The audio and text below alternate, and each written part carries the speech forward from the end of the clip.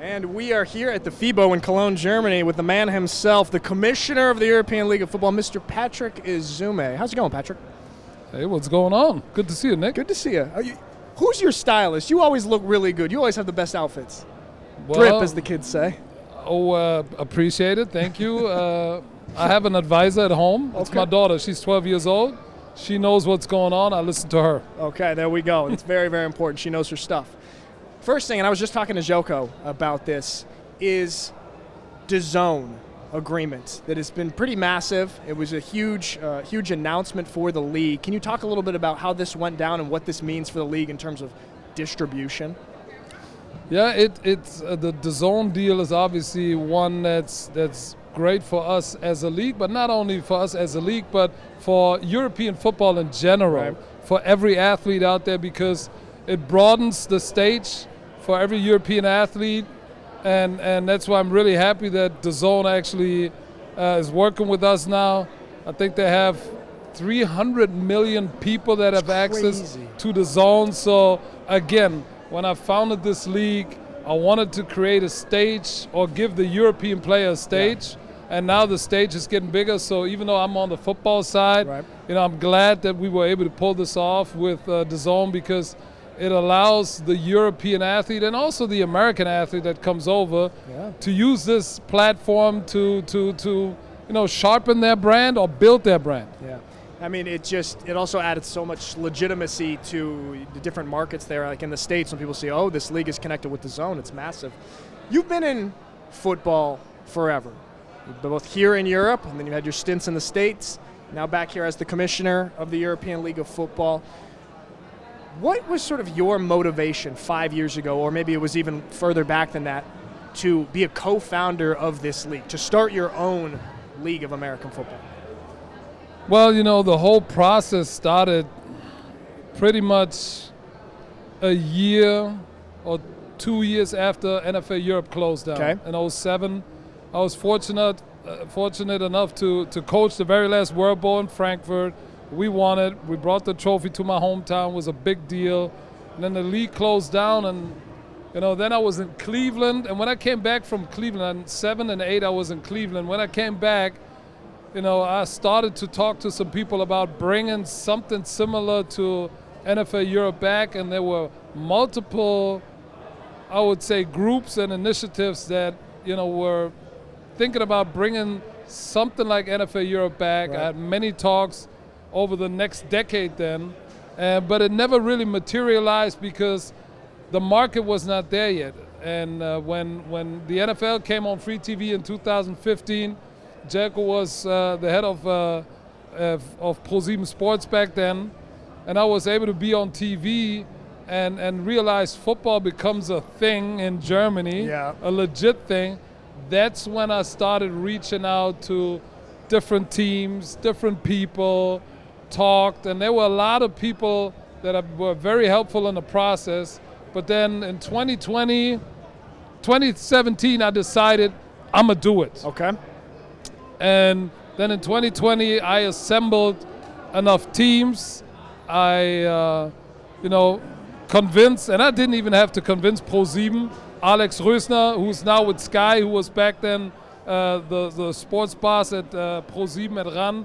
I didn't have to convince him to actually say, okay, if you get a league together, we're going to put it on TV. And when I had the TV commitment, so to speak, I brought all the teams that were interested together, told them about the TV deal, and then there was only one piece missing. And that was somebody that has the business mind, understands scaling, understands the landscape of the media, and has the fundings to make this thing successful. I founded the company in November 2020, and then I talked to Jelko. It was a famous meeting at a little breakfast thing in Hamburg, and we talked for 30 minutes. He said, you know what, let's do it. So that's when really the whole thing kicked off, and then from November 2020, it went really quick because we played the following year. So it was a long process. Almost 10 years, but then really the last part happened within 6 months. It's crazy. I mean, it's such a big endeavor to attempt to pull off. And I remember at the start, back in that 2020, 2021 time, kind of a lot of detractors, voices saying, oh, you can't do this. You can't start a new football league in Europe. It's not going to work. They're never going to play it down, a football. We had COVID. We had COVID. How difficult was it with that, adding all that noise also to an endeavor that's already so difficult? Well, COVID obviously was a problem, but the noise from the outside did not really faze me because, you know, ever since I went on TV, it's normal that if you become a person of interest, half of the people won't like what you say or what you do. And I always use the negative comments as it added fuel to my tank. Yeah. It became motivation for me. If you tell me you can't do something, I'm going to have to do it. So I didn't respond, and we as a league never responded to anything. Right. Because we just said, hey, we got a big task at hand. Let's not focus or waste our energy on the outside noise. Let's work on the product. And then in 4, 5, 6 years from now, people are going to look back and say, well, they're still around. They're pretty big. They're doing something right. So, which doesn't mean we're doing some of the stuff wrong, but generally speaking, we are here. We're in year 5. We're sitting here on this channel. We got DAZN as a partner. We got 16 teams. Championship game is in Stuttgart. Hopefully 50,000. I mean, who would have thought when you were in Germany in 2020, you played. I played. You played. Somebody would have told you in 5 years from now, there's going to be a league that is distributed worldwide, plays on the big stage, free TV contract, everything. You would have said, no way. You're crazy. I was in that world, and there were so many people saying that. And look at it now. That's actually, I don't want to blow too much smoke, but it's a very motivating situation, motivating story right there. Talking about the football side of things, whether you like it or not, you have become sort of the face of American football in Germany for a lot of people. What does that feel like? It doesn't. There's no feeling towards it because I understand that the game is so much bigger than me, and the game gave me so much. Okay. So to me, founding this league and pouring a lot into it, because to the people outside, and I'm grateful that we have this interview, because to the people outside, it looks like, you know, Patrick Esume, he looks stylish, he's on TV, he pops in, says a few words, and then he disappears, and he steals all the money from the ELF or from every player out there. It's not that way. Nobody sees the 20 years, the 10 years, all the blood, sweat, and tears, and all the money that goes into this thing to make this work. And it takes a big toll on your family too. Right. And that's what people don't see. And again, to me, that's my motivation to make sure this thing is going to work. Even if there are bumps on the road, that's part of the journey. As they say, it takes 20 years to become an overnight success. And people don't see all of that. Yeah, that's a good saying. You know, I mean, that's what it is. They just see the end product. And yes, correct. Then you get, that's what it is. Exactly. Last year at the honor ceremony, you gave a special shout out to some players who have been in the league for multiple years. Kyle Kitchen, Zach Edwards, maybe AJ Wentland. These guys are kind of stars, sort of faces of the league. Why are guys like this so important, guys who keep coming back? What motivated you to give them that special shout out? I believe one reason for success is continuity and a rhythm of how you do things and what quality you deliver on a constant basis. That's not only in football, but in life and business. I believe that's why the podcast that I have with Björn Werner, Football Bromance, has become so big. Not because we funny, maybe, but we had, 500 podcasts, and we never missed one. Crazy. Never missed one. Sick, COVID, whatever, because we believe in consistency. And it's the same thing with the players like Kyle, Jacob Sullivan. Those are guys that believed in this league and in the vision from day one, and they delivered, and they became household name. And I deeply appreciate the fact that they didn't turn their back on a product that is, I mean, our league is not flawless, let's be honest. Sure. There are challenges that teams have, that the league has, and there are plenty of reasons to say, oh, no, I don't like this, but they stuck around. and they became faces of this league, not only their franchise, and I have deep appreciation for what they do because they give us a face. Right. Because the fans out there, they see helmets and names, but they can't put a face to the name and to the player.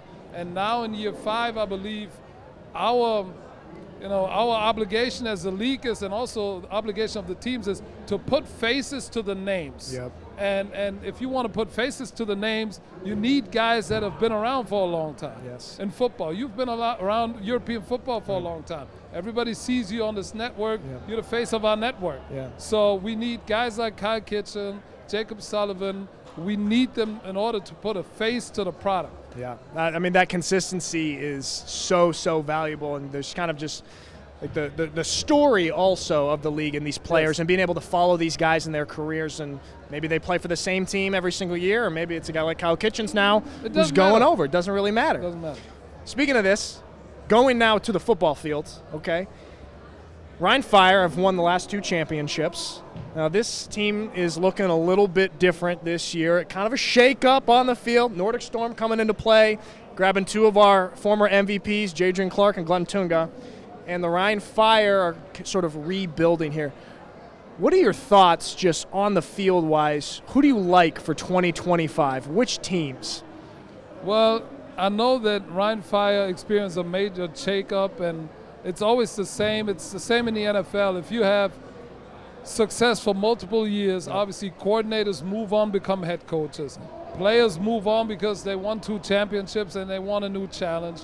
But see, it's consistency again that keeps you still up there, and the consistency is Jim Tomsula and his coaching staff. Right. Richard Kent, tremendous coach. So I think that these 2 gentlemen, they're going to put a very good football team on the field that's well coached. Right. They might not be as strong as the 2 years before, but they're going to be up there again. But there are some other teams that I think will be strong. I know Stuttgart, Jordan Newman, tremendous job. Got a great deal of respect for Jordan. Such a great coach, understands the European culture, really proud that he is part of our league. I think Stuttgart has a tremendous opportunity to finally win it. In Stuttgart, perhaps. In Stuttgart. What a story. It might be the Tampa Bay Buccaneers story. If I would have to bet money, which I can't do and I'm not allowed to do, I would bet my money on Stuttgart. Mm-hmm. But there are other teams that might surprise us. Right. I think so. I mean, I think that's the thing, especially this year. There's 6, 7, 8 teams that I'm like, yeah, they could win the championship. Yeah, they could win. You just don't know. That's why, I mean, year 5 is shaping up to be the most exciting year. I think so. And now also we've got a guy, we've had Jim Tomsula for the last few years, big name, known in the States, Jack Del Rio coming to the Paris Musketeers as well. Can you tell me a little bit about that, what that means for this league?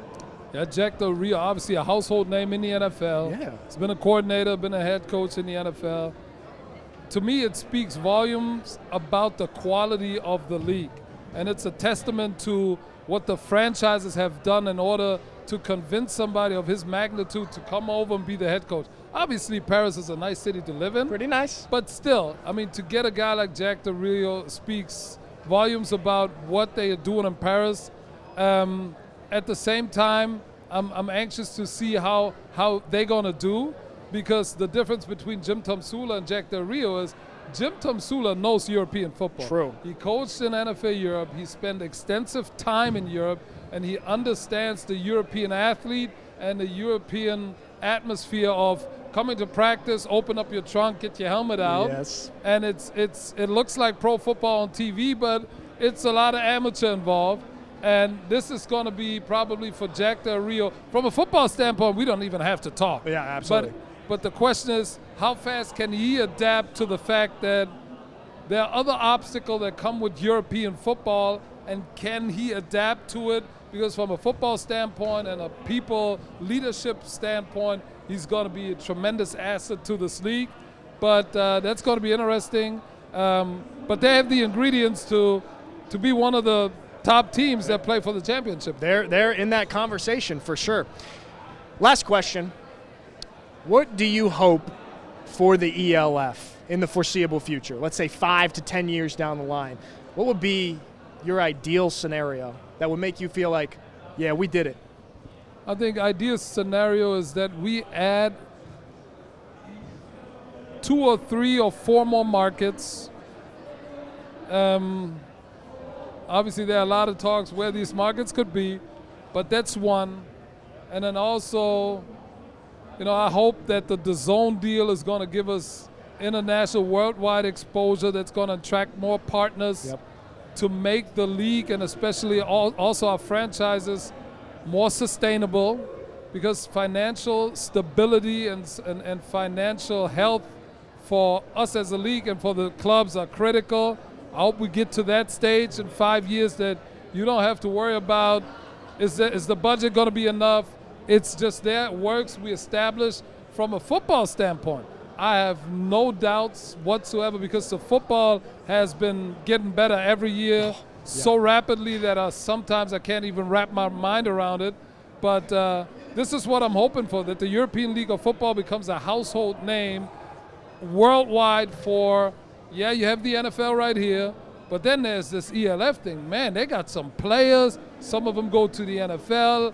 Leander Wiegand, Marcel Dabo, Turpin came from here to the NFL. This is what I'm hoping for, that one day I can sit at home and my beard is totally gray in my hair, and I can just look at it and say, thank God I started it.